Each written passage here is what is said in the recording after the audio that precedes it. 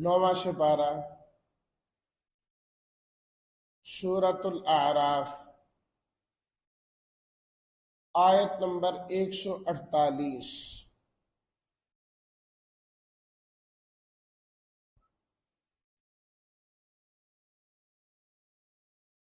نحمده ونصلي ونسلم على رسوله الكريم، أما بعد فأعوذ بالله من الشيطان الرجيم، بسم الله الرحمن الرحيم۔ واتخذ قوم موسى من بعده من حليهم عجلا جسدا له خوار ألم يروا أنه لا يكلمهم ولا يهديهم سبيلا اتخذوه وكانوا ظالمين۔ ولما سقط في أيديهم ورأوا أنهم قد ضلوا قالوا لئن لم يرحمنا ربنا ويغفر لنا لنكونن من الخاسرين۔ صدق اللہ مولانا العظیم۔ اللهم صل على سيدنا ومولانا محمد وعلى آله وأصحابه وبارك وسلم۔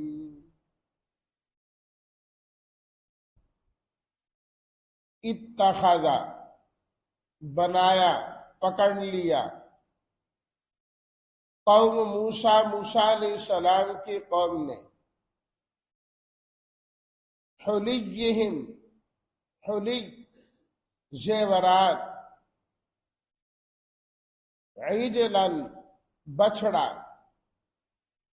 جسداً ایک جسم تھا، لہو خوار، لہو اس کے اندر خوار آواز آتی تھی۔ الم یرو، کیا وہ نہیں دیکھتے، انہو بے شک وہ، لا یکلمہم نہیں کلام کرتا، نہیں بات کر سکتا ہم ان سے، ولا یہدیہم سبیلا اور نہ ان کو رہنمائی کرتا ہے راستے کی۔ ظالمین، ظلم کرنے والے۔ سقط فی ایدیہم، سقط لفظی معنی ہوتا گرنا، ایدیہم ید ہاتھوں میں، یہ محاورتاً استعمال ہوتا ہے نادم ہونا۔ رأو دیکھا، قد ضلوا تحقیق گمراہ ہو چکے، لئن لام البتہ ان اگر، لم یرحمنا نہ رحم کیا ہمارے اوپر، ربنا ہمارے رب نے، یغفر لنا مغفرت نہ کی ہماری، لنکونن البتہ ہو جائیں گے ہم، من الخاسرین خسارہ پانے والوں میں سے۔ ترجمہ۔ اور موسیٰ علیہ السلام کی قوم نے ان کے بعد زیورات سے بچڑا بنایا، وہ ایک جسم تھا جس سے آواز آتی تھی۔ کیا وہ نہیں دیکھتے کہ وہ ان کے ساتھ کلام بھی نہیں کرتا اور ان کو راستے کی رہنمائی بھی نہیں کرتا؟ اس کو انہوں نے معبود بنا لیا، وہ تھے ہی ظلم کرنے والے۔ وَلَمَّا سُقِطَ فِي أَيْدِيهِمْ، اور جب وہ لوگ نادم ہوئے اور انہوں نے دیکھ لیا اس بات کو، سمجھ گئے اس بات کو کہ وہ گمراہ ہو چکے ہیں، تو کہنے لگے اگر ہمارے اوپر ہمارے رب نے رحم نہ کیا اور ہماری مغفرت نہ کی تو ہم خسارہ پانے والوں میں سے ہو جائیں۔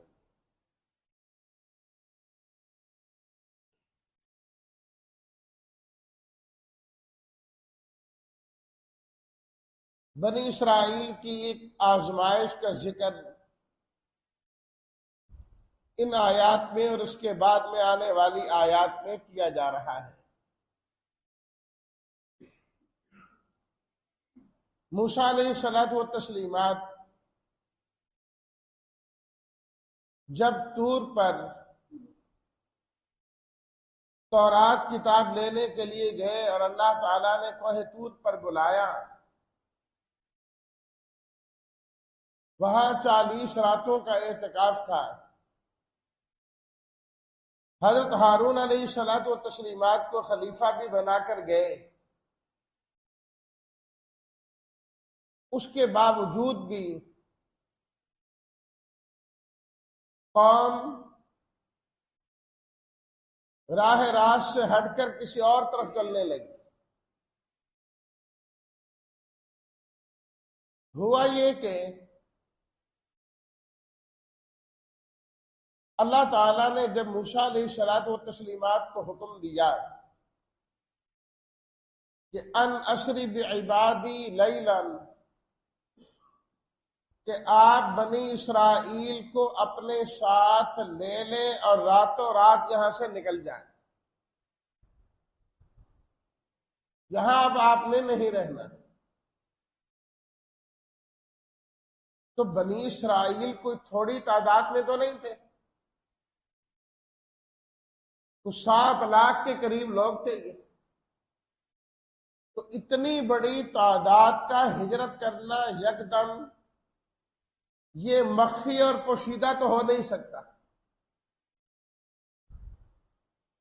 اور جو فرعون تھا اور اس کی فوج اور قوم تھی، وہ ان کو جانے نہیں دیتی تھی وہاں سے۔ یہ لوگ جب تیاری کرنے لگے تو انہوں نے دیکھا کہ یہ تیاریوں میں مصروف ہیں، تو پوچھا کہ یہ تم کیا کر رہے ہیں؟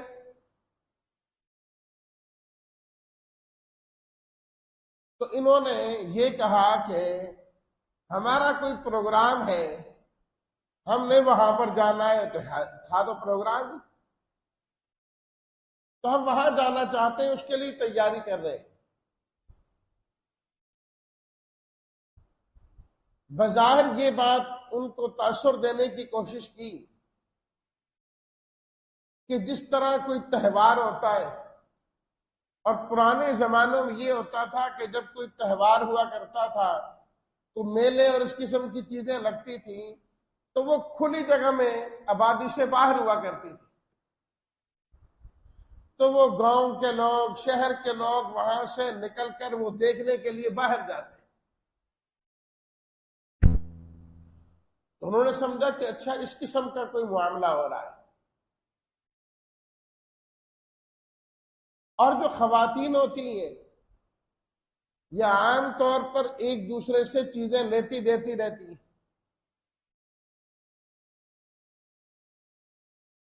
کہ جب کسی فنکشن پہ جانے لگی تو اپنی کسی سہیلی سے، رشتہ دار سے، بہن سے کوئی چیز لے لیتی ہے کہ یہ چیز دے دو، واپس آ کے میں تمہیں دے دوں گی۔ اور ہے بھی ٹھیک ہے، کوئی شرعی طور پر ممنوع چیز نہیں، کیونکہ حدیث شریف میں آتا ہے کہ جب پردے کے احکامات نازل ہوئے تو نبی کریم صلی اللہ علیہ وسلم نے فرمایا کہ اب عورتیں بغیر پردے کے نہ آئیں۔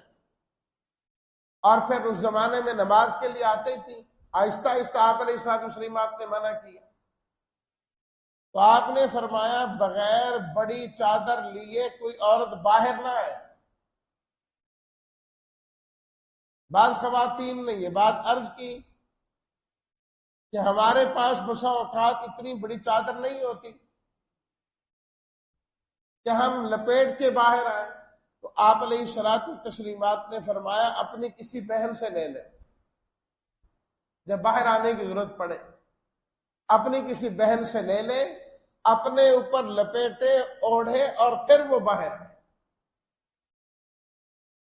تو جو استعمال کی چیزیں ہیں ایک دوسرے کو دینا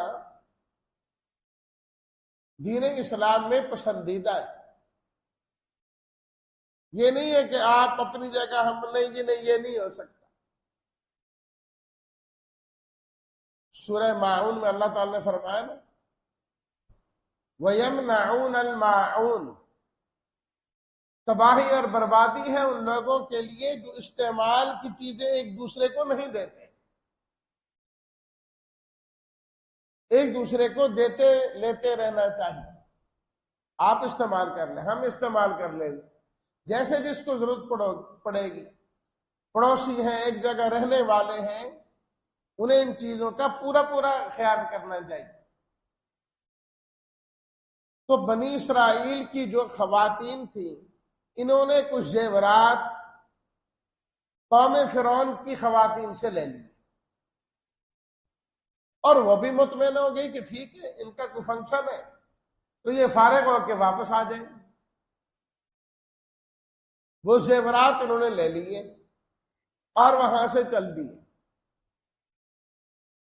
وہ تو بعد میں ان کو اندازہ ہوا کہ ہمارے ساتھ کیا ہوا۔ سارے بنی اسرائیلی چلے گئے، چھوٹے بھی، بڑے بھی، مرد بھی، خواتین بھی، کسی کو چھوڑا ہی نہیں۔ میلوں میں یا کسی پروگرام میں اس طرح تھوڑی جاتے کہ ساری اٹھ کے چلے جائیں۔ انہوں نے کہا یہ تو ہمارے ہاتھوں سے نکل گئے۔ وہ پیچھے سے آئے بھاگ کر دوبارہ ان کو پکڑنے کے لیے، تو اللہ تعالیٰ کے حکم سے ان تمام کو غرق کر دیا گیا۔ فَأَغْرَقْنَاهُمْ فِي الْجَنَّةِ، کوئی باقی نہیں بچا۔ بنی اسرائیل کو اللہ تعالیٰ نے وہاں سے پار کرا دیا۔ اب جب موسیٰ علیہ الصلوٰۃ والتسلیمات کوہ طور پر تشریف لے گئے کتاب لینے کے لیے، تو بنی اسرائیل کے اندر ایک شخص تھا سامری، جس کو کہا جاتا ہے سامری۔ یہ منافق قسم کا شخص تھا۔ اوپر اوپر سے تو ایمان والوں کے ساتھ ملا رہتا تھا، جڑا رہتا تھا، لیکن اندر سے کوئی موافق نہیں تھا۔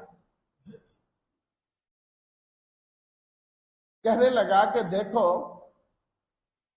یہ جو زیورات ہم لے کر آئے ہیں فرعونیوں سے، یہ تو ہمارے لیے حلال نہ ہوئے نا، ہماری ملکیت ہی نہیں ہے، اور ہم نے ان کی اجازت کے بغیر، ہم نے تو صرف کچھ دیر استعمال کے لیے لیے تھے، یہ تو ہمارے نہیں ہیں،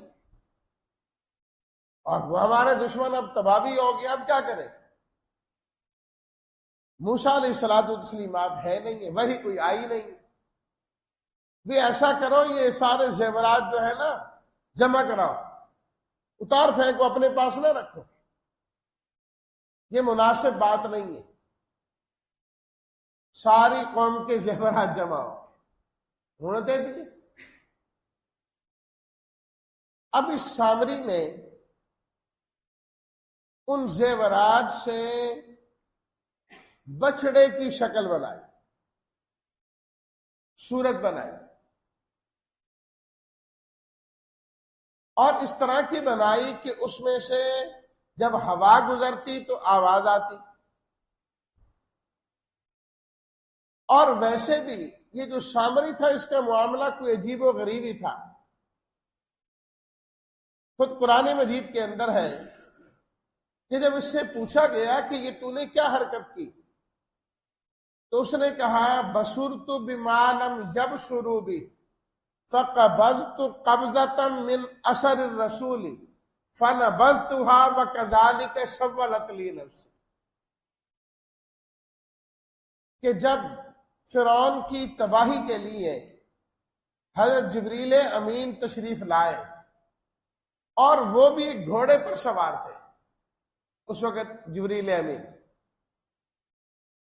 تو سامری کہتا ہے کہ مجھے نظر آتا ہے، جبریل امین اس نے کہا میں دیکھ رہا تھا، مجھے نظر آ رہے تھے، اور ان کا گھوڑا جو تھا نا، جب وہ پاؤں اٹھاتا تھا یا ایک زمین پر رکھتا تھا تو پیچھے خاص نشان پڑ جاتا تھا اس میں۔ تو میں نے جب اس مٹی کو دیکھا تو میں نے کہا اس مٹی میں تو کوئی خاص تاثیر ہے، کوئی ہے صحیح چیز۔ میں نے وہ مٹی اٹھا کے اپنے پاس رکھ لی۔ فَقَبَضْتُ قَبْضَةً مِّنْ أَثَرِ الرَّسُولِ، تو اس نے جب یہ بچڑا بنا لیا، اس نے کہا فانا بز تو میں نے وہ مٹی نہ وہ جو بچڑا بنا ہوا تھا اس کے اندر ڈال دی، پھینک دی اندر. ایک تو بنایا اس قسم کا، اور وہ جو مٹی تھی وہ اس میں ڈال دی اس نے. اب وہ اس طرح کا بچڑا بن گیا کہ وہ آواز نکالتا تھا. ذرا گائے نہیں آواز نکالتی مخصوص، اس طرح کی آواز جو ہے نا وہ بچڑا دینے لگا. بس آواز آ رہی ہے اور کچھ بھی نہیں. اللہ اکبر. اب سامری کو موقع مل گیا، کہنے لگا ھذا الہکم و الہ موسیٰ، یہ تمہارا الہ ہے، موسیٰ علیہ السلام کا الہ بھی یہی ہے. فنسیا، نعوذ باللہ، حضرت موسیٰ بھول کر کوہ طور پر گئے ہوئے. خدا تو ادھر ہے، الہ تو ادھر ہے. اللہ اکبر. یہ اس نے چال چلی. اور یہ جو قوم تھی وہاں پر فرعونیوں کے ساتھ رہ کے آئے تھے یہ لوگ، جو بچڑے کے ساتھ یہ محبت کرتے تھے اور اس کو معبود کا درجہ دیتے تھے، جس طرح ہندوؤں کے اندر ہے گائے کی پرستش کرنا، یہ چیز ان کے اندر بھی موجود تھی کافی حد تک. یہی تو وجہ ہے نا جب ان بنی اسرائیل کو ایک گائے ذبح کرنے کا حکم دیا گیا، اس کی ایک وجہ بھی یہی تھی. ایک تو بندہ قتل ہو گیا تھا ان کا، اس کے قاتل کو معلوم کرنے کا طریقہ، اور دوسری وجہ اہل علم نے یہ بھی لکھی ہے کہ اللہ نے گائے کو ذبح کرنے کا حکم اس لیے دیا تاکہ اس کے معبود ہونے کا جو ذہن انہوں نے اپنے اندر بٹھایا ہوا ہے نا وہ نکلے، کہ یہ تو ذبح کی جاتی ہے، جو ذبح کیا جائے وہ معبود اور خدا نہیں ہوتا. تو اس میں کیا کرنے لگے، لالچ سے کام لینے لگے. جی اچھا، آپ نے ہمیں گائے ذبح کرنے کا حکم دیا، مذاق تو نہیں کر رہے؟ نہیں جی نہیں، سچے. اچھا، اس کا رنگ کیسا ہونا چاہیے؟ آیا وہ اگر بیل ہو تو ہل چلاتا ہو کہ نہ چلاتا ہو؟ اچھا جی وہ بھی ہو گیا، اب فلاں چیز بھی ہونی چاہیے. تو تیار ہی نہیں ہے، وہ اس کو قابل تعظیم سمجھتے. تو جب وہ گائے کو بچڑے کو پہلے ہی قابل تعظیم سمجھتے، اب تو یہ عجیب و غریب سونے کا بنا ہوا بچڑا ہے، زیورات کا بنا ہوا بچڑا ہے، اور پھر اس سے آوازیں بھی آنے لگی ہیں، وہ بول بھی رہا ہے. یہ تو معاملہ ہی بڑا عجیب ہو گیا. اللہ اکبر. اس سامری نے ان سب لوگوں کو عبادت پہ لگا دیا، کہا یہ معبود ہے تمہارا. وَاتَّخَذَ قَوْمُ مُوسَىٰ مِن بَعْدِهِ مِنْ حُلِيِّهِمْ عِجْلًا جَسَدًا لَهُ خُوَارٌ.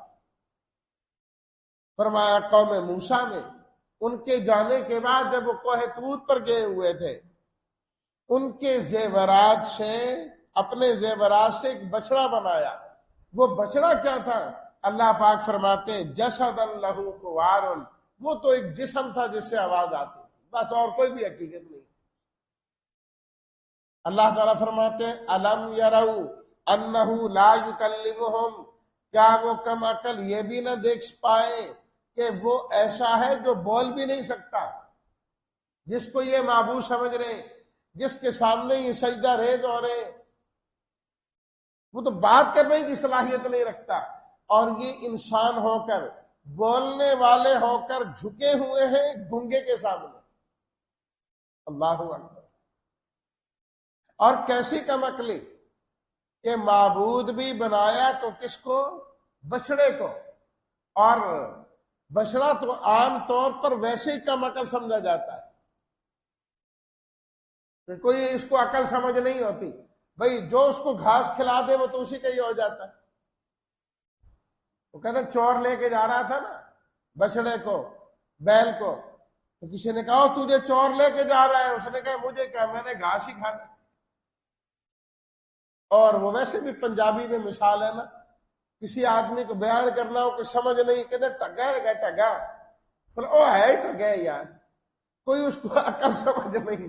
جو جدھر چاہے لے جائے. تو ٹگا بچڑا قوم موسیٰ نے کیا کیا؟ اس کو خدا بنا دیا، اس کے سامنے جھکنے لگ گئے. کیسی کم عقلی کی بات اور بے وقوفی کی بات.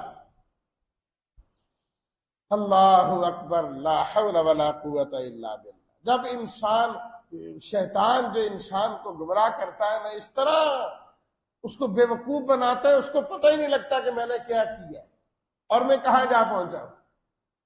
ولا یہدیہم سبیلا، فرمایا کہ معبود تو اپنے عابدین کی رہنمائی کرتا ہے، ان کو راستہ دکھاتا ہے، حق اور سچ کا بتاتا ہے، جھوٹ اور سچ کا بتاتا ہے.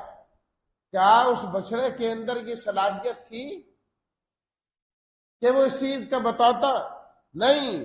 تو فرمایا اتخذوہ وکانوا ظالمین، انہوں نے اس کو معبود بنایا اور معبود بنا کر انہوں نے بہت بڑا ظلم کیا. بہت بڑا انہوں نے یہ ظلم کیا تھا کہ انہوں نے ایک بچڑے کو جو ہے وہ معبود بنایا. اور اللہ تعالیٰ نے موسیٰ علیہ الصلوۃ والتسلیمات کو وہی خبر دے دی تھی، ابھی طور پر ہی تھے کہ انا فتنا قومک من بعدک واضلھم السامری. اے موسیٰ، آپ کی قوم آزمائش میں آ گئی ہے. وہ جو سامری تھا نا، اس نے ان کو گمراہ کرنا شروع کیا. تو اس قسم کے لوگ ہوتے ہیں جو اچھے خاصے موحدین کو، نیکوکاروں کو غلط راستے پر لگا دیتے ہیں. اس لیے حدیث شریف میں فرمایا گیا کہ انسان کو چاہیے جس کے ساتھ دوستی لگائے اس کو قابل اعتبار سمجھے، پہلے اس کو دیکھ بھی لے کہ یہ کیسا ہے. المرء علی دین خلیلہ، فرمایا انسان اپنے دوست کے دین پر ہوتا ہے. فَلْيَنْظُرْ مَنْ يُخَالِلُ، اس کو چاہیے کہ وہ دیکھ لے کس سے دوستی لگا رہا ہے، کہیں وہ کل اس کو جہنم کا ایندھن تو نہیں بنا دے گا. یہ دوستی نبھاتے نبھاتے نبھاتے اس کے ساتھ ہی آگ میں جل رہا. تو اس لیے پہلے فرمایا کہ دیکھ لیا جائے. وہ ضروری نہیں کہ دشمن باہر سے ہی آئے اور آپ بھی اس کو دشمن سمجھتے ہو. جو دوست آپ کی دین کی اور آخرت کی تباہی کا ذریعہ بن رہا ہے، حقیقت میں وہ بھی دشمن ہے.